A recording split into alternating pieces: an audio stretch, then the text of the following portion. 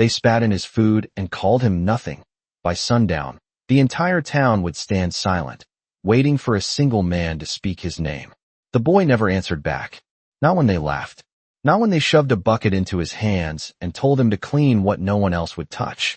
Not even when they took his place at the table and left him to eat outside by the stables, where the smell of hay and leather clung to everything. Elias Turner moved through the day like dust in the wind, seen but never noticed. He rose before sunrise, when the air still carried a bite and the horses breathed slow clouds into the cold.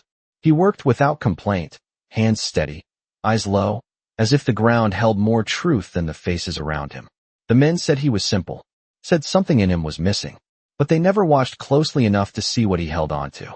Around his neck, always hidden beneath his shirt, hung a thin strip of worn leather, and threaded through it, a small piece of turquoise stone, cracked clean through the middle, like it had once been whole and then chosen to break. He never took it off. Not when he slept. Not when he worked.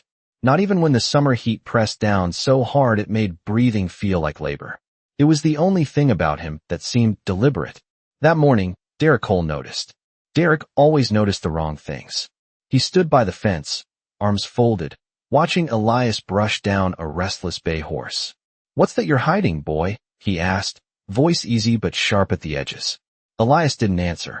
He just kept brushing, slow, careful strokes, like the horse mattered more than the question. That was enough to draw attention. It always was. A couple of the men drifted closer, boots kicking up dry dirt, curiosity turning into something heavier. "He thinks he's better than us," one of them muttered. "Or maybe he thinks he belongs to someone." That earned a laugh. Derek stepped forward, closing the space between them. "No one belongs to anyone out here," he said, almost softly, before reaching out and pulling the leather cord free in one quick motion. The stone slipped into the light for the first time. It caught the sun in a way that made it seem brighter than it should have been, like it remembered something the rest of them didn't. Derek turned it over in his fingers, studying it, then smirked. "Half of something," he said. "Looks like even what you've got ain't complete." And with that, he let it fall. The turquoise hit the dirt without a sound. Elias looked down at it. Just for a second. His face didn't change, but something behind his eyes did. Something quiet, something steady, something that didn't belong to the boy they thought they knew. And somewhere beyond the edge of town, where the land stretched wide and the wind carried stories no one bothered to hear, something had already begun moving toward him. The stone lay in the dirt longer than it should have. Long enough for the sun to climb higher, long enough for the men to lose interest and drift back toward their own noise, their own lives, their own careless laughter. Elias waited until the last pair of boots moved away before he bent down and picked it up. His fingers closed around the turquoise with a kind of care that did not belong to something broken. He brushed it once against his sleeve, not to clean it, but as if to remind himself it was still there, still real. Then he threaded it back onto the leather cord and pulled it beneath his shirt, where no one could see it again. The horses shifted in their stalls as he returned to work, their movements quieter than usual, as if they sensed something the men did not. Elias noticed. He always did. It was in the way the wind moved differently that afternoon, carrying less dust and more stillness. In the way the old gray mare near the back kept her ears turned toward the open plains, not the yard. In the way even the flies seemed to hover without landing, like they were waiting for something to settle first. By midday, the heat pressed down hard enough to blur the edges of everything. The buildings shimmered. The horizon wavered. And yet, beneath it all, there was a silence that did not belong to heat. It belonged to distance. Derek noticed that too, though he would not have called it by name. He stood near the water trough, watching the road stretch empty toward the hills. "Feels strange," one of the men said, wiping sweat from his brow, like the place is holding its breath. Derek scoffed, but he did not look away. "Nothing out there but dirt and trouble," he muttered, though his voice lacked its usual edge. Elias carried a bucket past them, steady as always, but his eyes flicked once toward the horizon. Just once. And that was enough. Because far out, where the land met the sky, there was a line that had not been there before. Not a shape. Not yet. Just a faint disturbance, like heat bending light in a way that did not match the rest of the day. He stopped walking for a moment. Not long enough for anyone to call it hesitation. Just long enough to know. The gray mare let out a low breath behind him. Elias set the bucket down slowly, the water inside barely rippling. He did not speak. He never did. But his shoulders straightened, just slightly, as if something inside him had shifted into place. Behind him, the men kept talking, their voices rising again, trying to fill the space they did not understand. Derek laughed at something that was not funny, louder than it needed to be. The sound carried across the yard, and then faded too quickly, swallowed by the same quiet that had been building all morning. Elias reached up and touched the cord beneath his shirt, just for a second, pressing the stone against his chest. Not for comfort, for certainty. And out beyond the hills, whatever had begun moving was no longer just a feeling. It was coming closer. By late afternoon, the light turned heavier, stretching shadows long across the stable yard like fingers reaching for something just out of sight. The men felt it now, though none of them said it plain. Work slowed without reason. Conversations trailed off halfway through sentences. Even the sound of boots on packed dirt seemed louder than it should have been, like the ground itself was listening. Derek tried to shake it off. He leaned against the fence, arms crossed, eyes fixed on Elias with that same restless irritation that had been building all day. "You keep looking out there like you are expecting company," he said, voice carrying across the yard. A few of the others glanced up, curious again, always ready for something to break the dull rhythm. Elias did not answer. He was tightening a saddle strap, his hands moving with quiet precision, every motion measured, practiced, controlled. The kind of control that came from knowing exactly what needed to be done and refusing to rush it. That silence only made Derek step closer. "You deaf, boy," he pressed, though the edge in his tone was thinner now, stretched by something he could not quite name. Elias finished the strap before he looked up. Just once. His eyes met Derek's, steady, unreadable, holding a weight that did not belong to someone who had spent his life being pushed aside. It was not defiance. It was something older than that. Something settled. Then he looked away again, like the moment had already passed. That should have ended it. It did not. Because from the far end of the yard, one of the younger hands spoke up, his voice uncertain. "You hear that?" he asked. At first, no one did. There was only the wind, light and dry, brushing across the open land. But then it came again. Faint. Rhythmic. Not loud enough to be called noise, but too steady to be mistaken for anything else. Hoofbeats. Far away. Derek straightened without meaning to. The others turned toward the horizon, their earlier laughter gone, replaced by a stillness that spread from one man to the next. Elias did not turn right away. He already knew. The sound grew slowly, like a heartbeat finding its strength. Not rushing. Not chaotic. Just deliberate. Measured. As if whoever rode out there had no need to hurry. The gray mare shifted again behind him, ears pinned forward now, body alert in a way that spoke of recognition rather than fear. Elias set the saddle down gently, the leather making the softest sound against the wood. He wiped his hands once on his pants, more out of habit than need, then finally turned toward the open land. The line at the horizon had changed. It was no longer just a shimmer. Shapes had begun to form within it. Riders. More than a few. Enough to draw silence out of every corner of the yard. Derek took a step forward, squinting into the distance, trying to count, trying to understand, but the heat and light made it difficult. "Probably just travelers," he said, though the words did not sit right even as he spoke them. No one answered, because travelers did not move. Like that. Travelers did not hold a line so clean, so even, like a single thought stretched across the land. Elias stood still, the wind catching the edge of his shirt, pressing it lightly against the hidden cord beneath. His fingers did not reach for it this time. He did not need to. Whatever was coming was no longer something he had to remember. It was something that had come to remember him. The riders did not rush. That was the first thing everyone understood, though no one said it aloud. They moved across the open land with a calm that carried more weight than speed ever could, their figures growing clearer with every passing second, their line unbroken, their rhythm unchanged. By the time the sun dipped low enough to cast a golden edge across the plains, there were no more guesses left in the yard.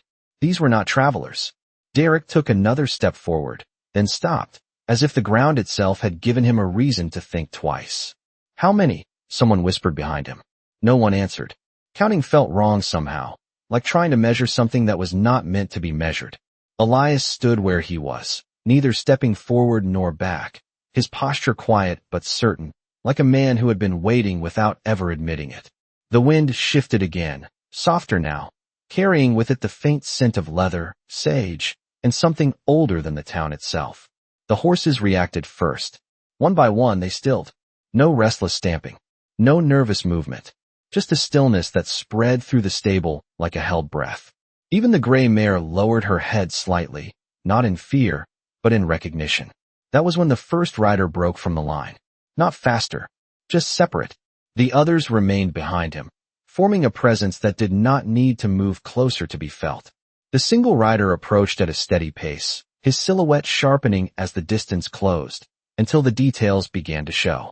Broad shoulders, straight posture, a presence that did not announce itself, yet filled the space completely. He stopped just beyond the edge of the yard, close enough to be seen, far enough to choose not to intrude. No one spoke. Not Derek, not the men, not even the wind seemed willing to interrupt. The rider looked over them, not with curiosity, but with the kind of calm assessment that came from already knowing what mattered. His gaze passed over Derek without pause, over the others just as easily, until it found Elias. And then it stopped. It did not flicker. It did not move on. It held. Elias did not look away. The space between them tightened, not with tension, but with something quieter, something that had been waiting longer than any of the men present could understand. Derek shifted his weight, clearing his throat, trying to reclaim something of the ground he had always stood on. "You are a long way from your people," he said, forcing a confidence that no longer fit the moment. The rider did not answer him, did not even turn his head. The silence that followed was not empty. It was full of everything that had been ignored, everything that had been dismissed, everything that had been left unseen until now. Elias felt the cord beneath his shirt, the stone resting against his chest, steady and unchanging. He did not reach for it. He did not need to, because the man in front of him already knew. The rider slowly dismounted, his boots meeting the ground without a sound that anyone could point to, yet everyone felt. He took a single step forward into the yard, his presence shifting something invisible but undeniable. The line of riders behind him remained still, like a horizon that had chosen to stand and watch. And in that moment, before a single word was spoken, the town understood something it had never learned before. Not all silence meant weakness. Some silence was simply waiting for the right voice to answer it. The man did not hurry his steps. Each one landed with quiet certainty, as if the ground already knew him and made room without question. He stopped a few paces into the yard, close enough now that the lines of his face could be seen, weathered by years but steady, his eyes dark and clear, carrying a kind of calm that did not ask for permission. Behind him, the riders remained in place, unmoving, their presence stretching across the horizon like a promise that did not need to be spoken. No one in the yard dared to break the silence first. Not until Derek forced it. "You got business here?" he asked, louder than necessary, his voice trying to push back against something that would not move. The man finally shifted his gaze, not quickly, not sharply, just enough to acknowledge the sound. But there was no answer in his expression. Only patience. The kind that made words feel smaller than they should have been. Then his eyes returned to Elias. And this time, he took another step forward. Elias felt it before he saw it. The way the space around him seemed to narrow, not with pressure, but with focus. The other men faded at the edges, their presence still there, but no longer central. What remained was the distance between him and the man who had crossed the plains without haste. Derek moved again, stepping slightly in front of Elias without realizing why, as if some old instinct told him to stand between what he did not understand and what he could still control. "He is just a stable hand," Derek said, the words coming out tighter now. "You do not need him." That was when the man spoke for the first time. His voice was not loud. It did not need to be. It carried clean and steady across the yard, settling into the silence instead of breaking it. "I did not come for what you need." The words were simple, but they shifted something. Derek hesitated, just for a second, caught between replying and stepping back. He chose neither. The man's attention had already moved past him. He took one more step, closing the space until only a few feet remained between him and Elias. Close enough to see clearly. Close enough to be certain. Elias did not lower his gaze. He stood as he always had, shoulders relaxed, hands at his sides. But there was something different now, something that no longer belonged to the boy they had pushed aside. It was not new. It had always been there. Only now, it was no longer hidden. The man's eyes dropped briefly to Elias's chest, to the place where the cord lay beneath the fabric. He did not reach for it. He did not need to. Instead, he slowly lifted his own hand. Around his wrist was a strip of leather, worn with time, and from it hung a piece of turquoise stone. Whole on one side, broken on the other. The missing half. The yard seemed to draw in on itself, as every man present leaned, just slightly, without meaning to, pulled by something they could not name. The pieces did not need to touch to be understood. Elias felt the weight of his own stone against his chest, steady, unchanged, and for the first time since morning, his breath shifted, deeper, quieter, like something long held was finally allowed to settle. The man lowered his hand slowly, his gaze never leaving Elias. And in that stillness, before anything was said, the truth had already begun to take shape, not as a surprise, but as something that had been waiting to be seen. No one moved. Not Derek. Not the men. Not even the wind seemed willing to pass between what had just been revealed. The two pieces of stone did not touch, yet they belonged to each other in a way that made explanation unnecessary. Still, the silence held, stretched thin by disbelief, by pride, by the weight of everything that had been said without words. Derek was the first to break. "That does not mean anything," he said, though his voice had lost the shape it carried before. "It is just a trinket. Could be anyone's." The words landed poorly, even to his own ears. The man did not look at him. Did not need to. His attention remained on Elias, steady, unbroken, as if the rest of the world had already been set aside. "A broken thing only means nothing," the man said quietly. "To those who never knew it whole." The sentence settled over the yard, not as a challenge, but as a truth that did not need defending. Elias felt it move through him, not like something new, but like something remembered.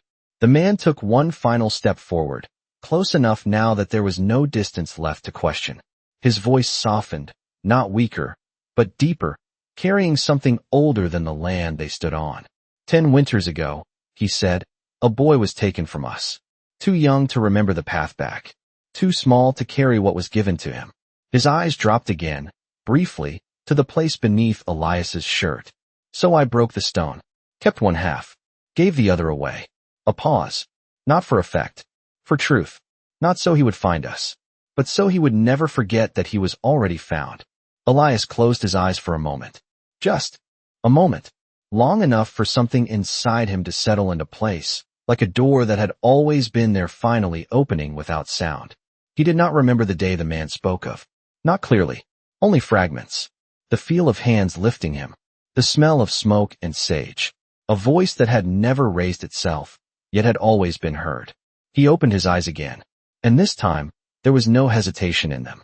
Derek let out a short breath, stepping forward again, though slower now, like a man walking into something he could not stop. "You are saying he belongs to you?" he asked, the question carrying more uncertainty than challenge. The man finally turned his head, just enough to look at him. And in that glance, something shifted that Derek could not hold on to. "No," the man said. "I am saying he was never yours to measure." The words did not accuse. They did not condemn. They simply removed something that had never been real to begin with. The yard fell quiet again, but this time it was different. Not tension. Not waiting. Something else. Something closer to understanding, though no one would have named it that. Elias stood still, the stone resting against his chest, its weight unchanged, but its meaning no longer hidden beneath silence. The man turned back to him fully now, and for the first time, there was something in his expression that had not been there before. Not power. Not authority. Something quieter. Something human. He drew in a slow breath, as if choosing not the words, but the moment itself. And when he spoke again, it was not to the yard. Not to the men. Only to the boy who had never needed to ask who he was. The man did not raise his voice. He did not need to. The silence had already made space for what was coming. He looked at Elias, not as someone searching, but as someone who had already found what he had been carrying for years. "I told you once," he said, his tone steady, measured like the rhythm of distant hooves, that a man is not made by where he is left, but by what he chooses to remember. The words settled deep, not loud, not sharp, but heavy with something that reached beyond the moment. Elias felt them land, not as something new, but as something that had always been there, waiting to be spoken again. The yard held its breath. Even Derek did not interrupt this time. The man stepped closer, closing the final space between them, and for a moment, it was as if the rest of the world had stepped back to let this single truth stand on its own. You were not lost, the man continued quietly. You were carried where you needed to become what you are. Elias did not move, but something in his posture shifted, something subtle, something that no longer belonged to the boy who had been pushed aside that morning. His shoulders were still relaxed, his hands still at his sides, but there was a presence now, a quiet certainty that did not ask for permission to exist. The man studied him for a long second, his eyes softening in a way that no one in the yard had seen before. Then, without hurry, without hesitation, he placed his hand over his own chest, where the other half of the stone rested. A gesture. Simple. Complete. You remembered, he said. Not a question. A recognition. Elias drew a slow breath, deeper than any he had taken that day. His hand rose, almost without thinking, pressing lightly against the place beneath his shirt where the broken turquoise lay. For the first time, he did not hide it. He did not lower his gaze. He met the man's eyes fully, and in that moment, there was no distance left between what had been and what was now standing in the open.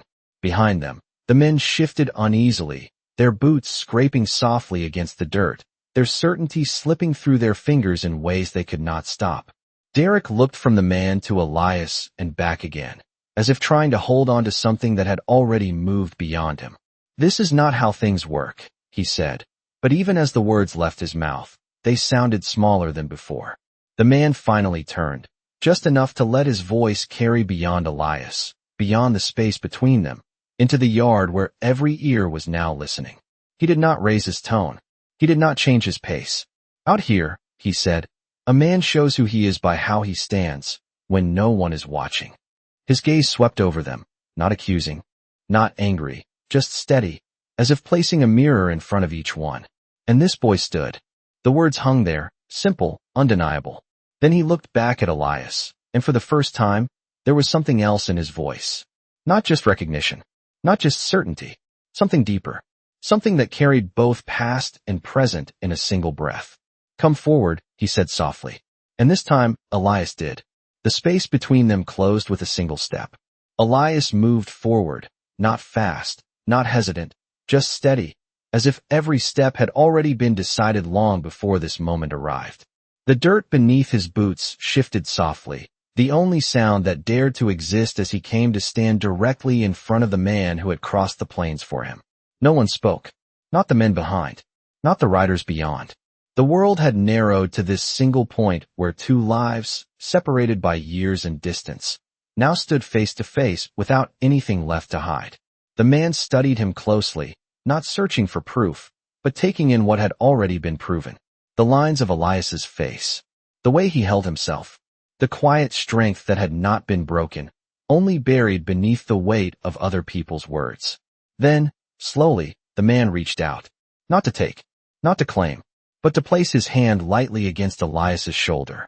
The gesture was simple, yet it carried more certainty than any declaration ever could. Elias did not flinch. He did not step back. He stood there, meeting the moment without resistance, as if he had been carrying it with him every day without knowing its shape. Behind them, Derek shifted again, unable to stay still any longer. You cannot just walk in here and decide who he is, he said, though his voice had lost its ground completely now. He works here. He belongs here. The word hung in the air, heavy and misplaced. The man did not turn right away. He let the silence answer first, let it stretch just long enough for the meaning to settle into every corner of the yard. Then he spoke, calm and unshaken. A man does not belong to the place that feeds him, he said. He belongs to the truth he carries. His hand remained on Elias's shoulder, not holding, just resting, as if reminding rather than guiding. Then, for the first time, his voice lifted slightly, not louder, but broader, meant to be heard by every man standing there. You all saw him, he said, his gaze moving across the yard, steady and clear. You saw how he worked, how he stood, how he answered nothing with anger, and everything with quiet. No one moved. No one looked away, because every word was something they had witnessed, something they had chosen not to understand. The man drew a slow breath, then looked back at Elias. And when he spoke again, the words did not carry weight because of volume, but because of truth. I have searched across many miles, he said, not to find a boy who was lost, but to find the man he would become. A pause, just enough for the moment to settle fully into the bones of everyone listening. Then, clear and certain, he said it. This is my son. The words did not echo. They did not need to. They landed once, and that was enough. The yard did not erupt. No voices rose. No one argued. Because something deeper than noise had taken hold. Elias felt it move through him, not as surprise, but as recognition. His breath steadied. His shoulders eased. Not because he had been given something new, but because what had always been his no longer needed to be hidden. The man's hand lifted from his shoulder, not because it was no longer needed, but because it had already done what it came to do. And in the silence that followed, the truth stood on its own, unchallenged, undeniable, and finally seen. No one spoke after that. The words had settled too deep for noise to reach them. The men stood where they were, boots rooted in the dirt that suddenly felt different beneath them, as if the ground itself had shifted without moving at all. Derek's mouth opened slightly, as if something still remained to be said, but nothing came. Because there was nothing left that could stand against what had just been spoken. Elias did not look at him. Not out of anger. Not out of pride. Simply because there was no need. The weight he had carried in silence for years had already answered every question Derek had ever asked without understanding. The man beside him turned slowly, not away from Elias, but outward, his gaze passing once more over the yard, over the men, over the place that had tried to define what it could not see.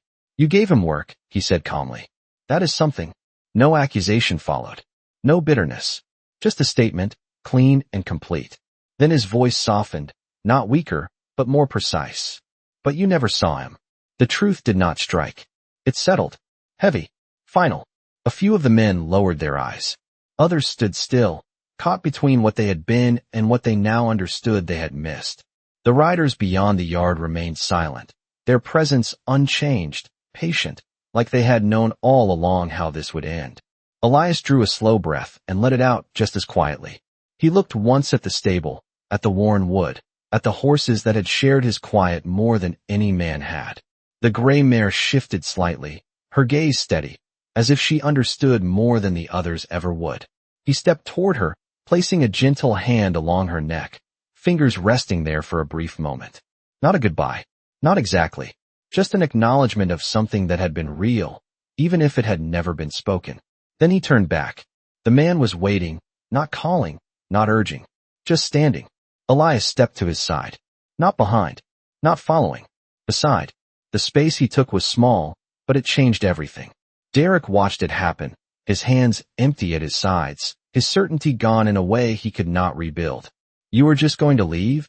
He asked, the question quiet now, stripped of everything it once carried. Elias paused. Not because he needed to think. Because the moment deserved it.